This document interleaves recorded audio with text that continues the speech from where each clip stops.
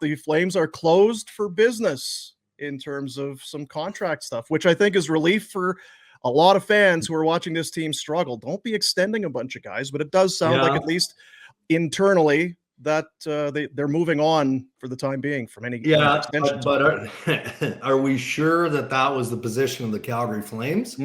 Or the players said, you know what, let's just, lock in the brakes here.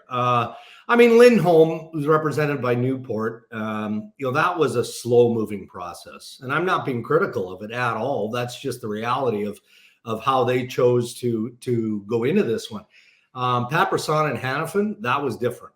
Like, I think they were real close to a multi-year extension, and Noah Hanifin just said, look, he didn't push himself away from accepting a level of responsibility for how things have started for the Calgary Flames. But hey, when you're an unrestricted free agent or a pending UFA, you've earned that right. So, I think he's going to leave a lot of money on the table is what I think. Given the extension numbers that I heard, which I'm not going to repeat just out of fairness to that process. But it was the player here, in that case, Noah Hanifin, who just said, hey, I need a bit more time to see where this organization, what direction are they going? And I think that's fair.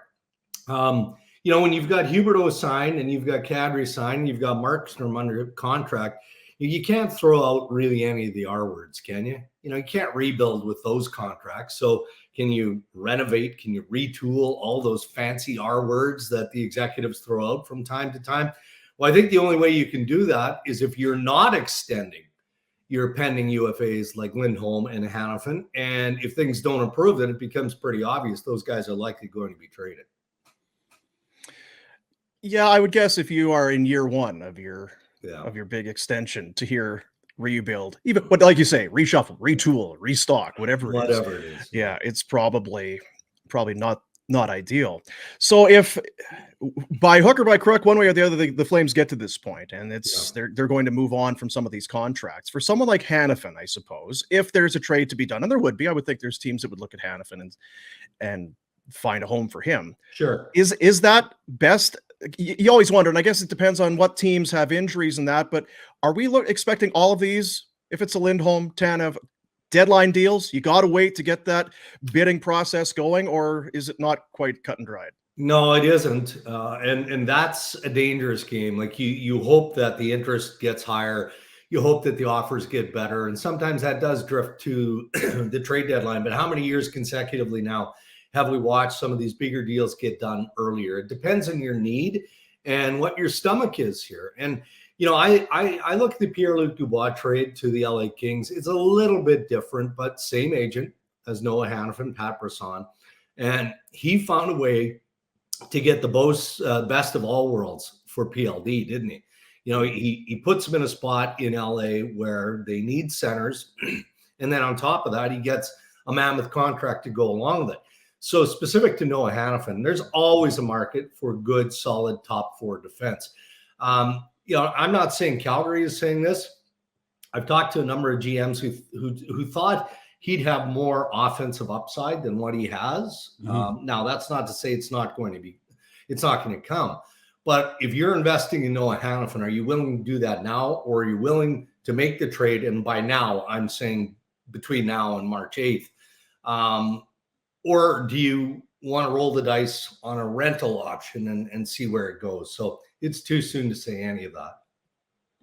Are any of these a situation, because we saw it with Tkachuk, where you get the extra year, where you could do the sign and trade, where you get the 8 year as opposed to 7, and that brings your cap hit down, and it gets the player a little bit more money, and in theory would bring the Flames a bigger haul in terms of a trade. I'm not sure how many trades. It's pretty, it's selective to the team, I suppose, but that might be something that Conroy's definitely going to try and sniff out if he could, I would think. I would think so, Dean, and most managers do that. But how often does it happen? It really doesn't. It doesn't happen very often. The first ever was Tkachuk, as much as it was talked about for decades, right? I know it doesn't happen very often because it's complicated. But that's why the clubs always have the advantage when you're getting into that process of talking about an extension. I mean, was Calgary in a place where they put an 8 year deal on the table for Noah Hanifin? I think they probably would for Lindholm. So in theory, it works, but it doesn't happen very often. I'm repeating myself here. I think, look, I mean, what they need, and by they, everybody associated with the organization, is for this team to start winning hockey games, obviously. And then that kind of pushes everything back, because there is not another team, even though there are teams that clearly have needs. You know, I watched the Leafs Bruins last night.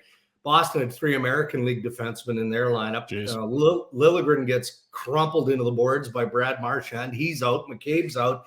You know, Toronto's got issues now on that back end.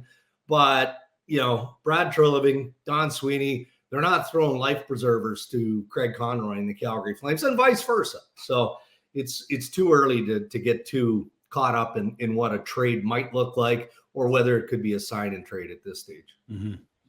I can see it. Sorry, I was just gonna say, I can see in our comments, people are like, no, winning games is not what's best, Dregs. Let's make this real easy for a franchise player. You know, and I suppose on one hand, if they don't win games, and I mean, it's 6 losses in a row, and there's, at this point, they played better the other night than they did in the outdoor game, but there's not a whole lot of reason to think that this is a team that's going to get themselves into even a position to flirt with a playoff spot. It allows Craig Conroy and his staff to really dig into a trade market, to look at the draft kids that are going to be eligible for the upcoming draft. It kind of allows you to shift your focus, as unfortunate as it is. You're kind of throwing a year away, but it does let you care. It does, but imagine how that conversation goes with Murray Edwards and ownership of the Calgary Flames. Right now, Brad Treliving isn't there anymore, but you know, we were giving Brad all kinds of credit for how he did the about turn. You know, I mean, okay, Johnny Gaudreau isn't signing, kept it to the 11th hour, doesn't sign. He goes into the market.